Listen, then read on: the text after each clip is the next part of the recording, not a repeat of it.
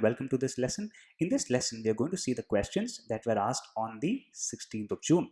Okay, and we are going to talk of particularly the speaking section here.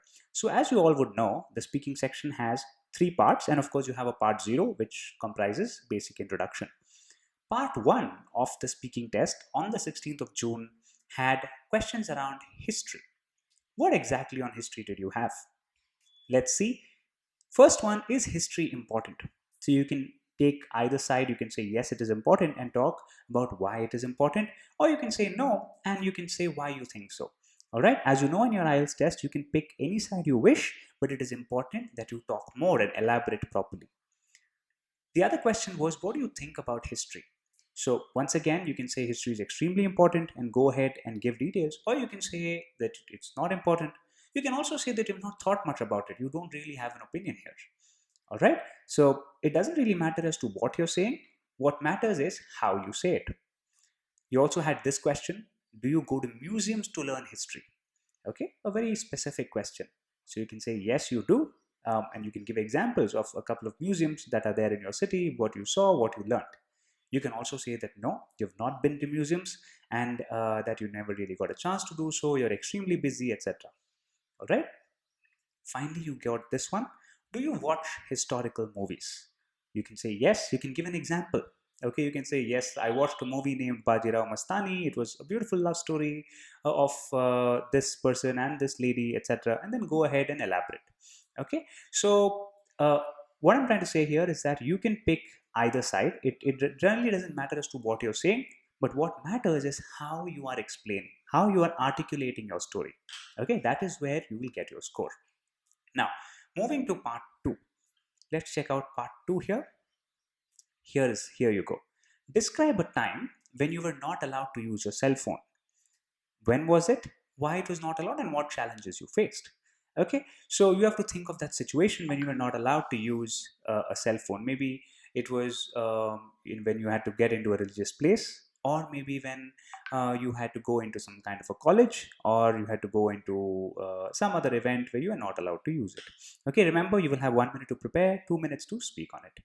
Finally, you had part 3 questions. Very good part 3 questions. At what age should a child be given a cell phone? At what age? Okay, so up to you, but you have to say why you think so. Why 6? Why not 10? Why not 15? Why is mobile important? Up to you again. You can think of multiple reasons. Well, you can say that if people are far apart, it's easier to contact one another. You can say you can give quick updates, you can share stuff, right? You can watch lessons. All right, does history have an impact on the new generation? Very nice question. So how does knowledge move from one generation to the other? Only when you have records of historical events, right? So you can take that, you can say about that, or you can give some opinion of your own. Finally, why people today are different from those earlier? Okay, why people today are different from those earlier?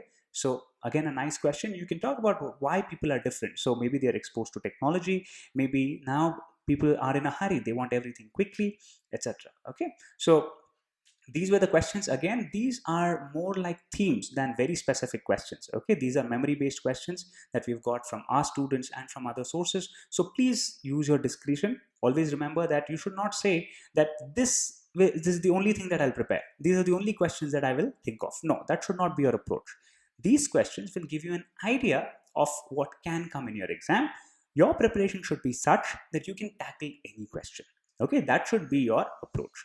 Now, if you want to accelerate your preparation, if you want to do more, you want to go intensive, please check out the fast track program. Okay, so we have a very good intensive IELTS preparation course where we train you across all the 4 sections. You have listening, reading, writing, speaking, grammar, vocab, pronunciation, all these as recorded lessons. And at the same time, we have live classes too. So Monday to Friday, we do practice classes. Saturday and Sunday, we do concept classes. Then we have plenty of mock tests, which we will be correcting for you. Then we'll have unlimited doubt clearing. So you can ask as many questions as you want, and you will keep helping you out, mentoring you. Okay, so all these features are there. Along with that, we have some additional features like daily quizzes for grammar and vocab, etc. So it's a highly packed course and at a very reasonable fee. So go ahead, click the video description. You will be able to find the admissions form. Fill the admissions form. Our counselor will get in touch with you. You can have a detailed conversation of all the doubts and questions that you might have, and then you can get it. Okay, so all the very best. I hope this lesson gave you a perspective of what kind of questions you can get in your exam. I'll see you around in the next lesson. All the best.